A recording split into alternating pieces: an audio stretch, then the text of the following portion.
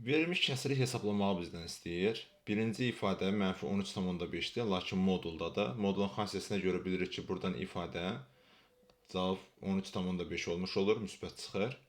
Digəri -2,5-dir və kvadratı müsbət 6,25 eləyir. Yəni bir-birinə vursaq. -3-ün kubu -27-yə bərabərdir. Yəni -3-ü 3 dəfə öz-özünə vursaq -27 edir. Digəri isə müsbət yenə də 12,5 edir.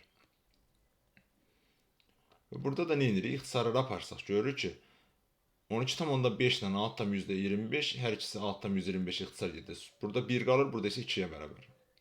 -27 ilə 13,5 hər ikisi 13,5 ixtisar gedir. Burada -2 qalır, burada isə 1 qalır. Və onda da sürətdə qalanlar 1-1-ə vursaq 1 eləyir, -2-ni də müsbət 2-yə vursaq 4 eləyir və kəsrinin qarşısına mənfi yazırıq. Çünki ifadə biri mənfi, biri müsbətdir. Ona görə doğru cavab olmuş olur A variantı.